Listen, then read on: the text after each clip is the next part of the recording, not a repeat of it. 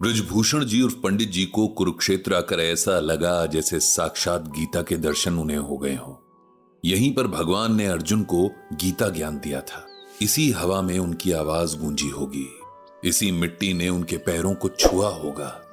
ये सोचकर ही उनका मन खुशी से झूम रहा था। उनके साथ आए सभी लोग और सरला जी भी बहुत खुश थे। उनका ये टूर हर तरह से उनके लिए बहुत अच्छा रहा था। ओल्ड एज में इंसान का मन छोटे बच्चों की तरह हो जाता है। कोई भी नई बात बहुत खुशी देती है। आज टूर का अंतिम दिन था। कल सुबह उन्हें वापस लौटना था।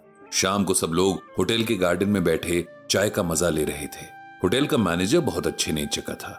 अक्सर इन लोगों से बातचीत करने आ जाया करता था। उसका नाम अक्षय था और उम्र लगभग 40 बरस की। बोलने में बहुत मीठा, दिखने में प्रेजेंटेबल, जैसा कि उसके प्रोफेशन में जरूरी भी है। आज भी वो अपने काम से फ्री होकर इन लोगों के पास आ गया था। पंडित जी के बारे में तो उसे शर्मा जी ने बता ही दिया था कि ये गीता ज्ञान के बहुत बड़े विद्वान हैं और उनके ब्लॉग के बारे में भी बता दिया था। उसने इस दौरान ब्लॉग की 2 पोस्ट पढ़ी और काफी इंप्रेस हुआ था। अक्षय को पता था कि ये लोग कल चेकआउट कर रहे हैं, इसीलिए वो आज टाइम निकालकर उनके पास आया था। दरअसल उसे गीता ज्ञान को लेकर अपने कुछ डाउट्स क्लियर करने थे और इसीलिए उसने दिन में ही पंडित जी से टाइम ले लिया था। अक्षय ने पंडित जी से पूछा कि क्या वो गीता से रिलेटेड अपनी क्वेरीज पूछ सकता है।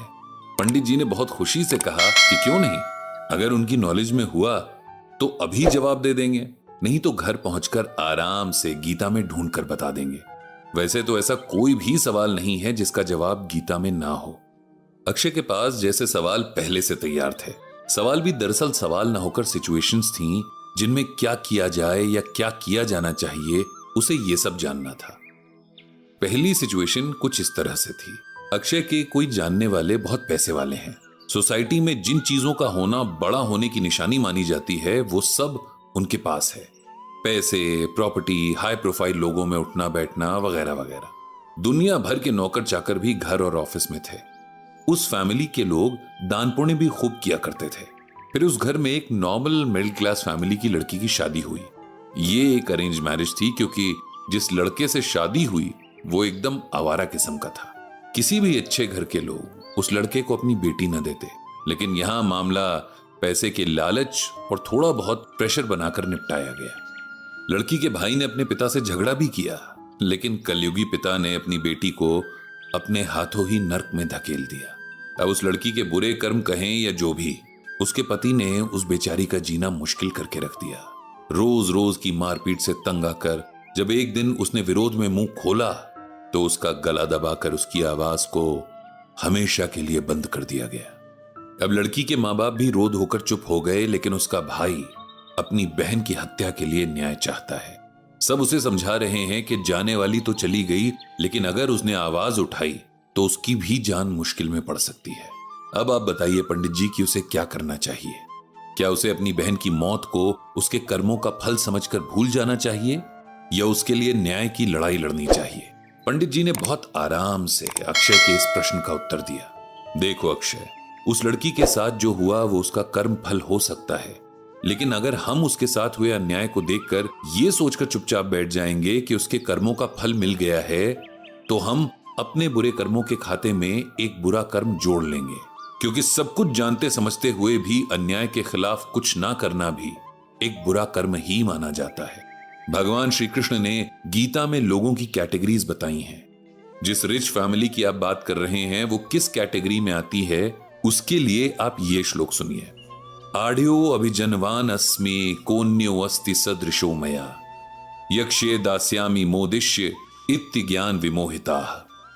इस श्लोक में भगवान ने आसुरी राक्षसी यानी डेविल नेचर लोगों के बारे में बताया है। भगवान श्री कृष्ण कहते हैं कि आसुरी स्वभाव वाले मनुष्य सोचते रहते हैं कि मैं सबसे धनी हूं, मेरा संबंध बड़े कुलीन परिवार से है, मेरे समान अन्य कौन है, मैं यज्ञ करूंगा, दान दूंगा और इस प्रकार मैं जीवन के मजे लूंगा।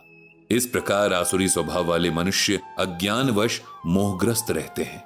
इसे सिंपल वर्ड्स में ऐसे समझो कि जिस इंसान को अपने धन और पोस्ट की ईगो में ये याद नहीं रहता कि भगवान के लिए सब बराबर हैं, सबके पाप और पुण्य का हिसाब लिखा जा रहा है, फिर चाहे कोई अमीर से अमीर हो या गरीब से गरीब, जिस इंसान को लगता है कि उसके दान देने से उसके पाप का रिजल्ट कम हो जाएगा, ऐसे लोग राक्षसी प्रवृत्ति यानी डेविल नेचर के होते हैं और उन्हें जरा सा भी नॉलेज नहीं होता है। जिस लड़की को मारा गया वो ऐसे ही लोगों के साथ थी। इसमें हो सकता है कि उसके पिछले कर्मों का कंट्रीब्यूशन हो, लेकिन उसकी हत्या के खिलाफ सिर्फ उसके भाई को ही नहीं, पूरे समाज को आवाज उठानी चाहिए। अन्याय को सहन करना और उसे देखते हुए कुछ भी न करना भी अन्याय करने जितना ही पाप है। पंडित जी के इस जवाब से अक्षय बहुत सेटिस्फाई हुआ। फिर उसने अपना अगला डाउट पंडित जी को बताया। डाउट ये है कि उसका एक दोस्त पिछले कई साल से गवर्नमेंट जॉब की प्रिपरेशन कर रहा है, बहुत मेहनत करता है, कोई भी कसर उसने नहीं रखी है, लेकिन उसका सिलेक्शन नहीं हो पा रहा है।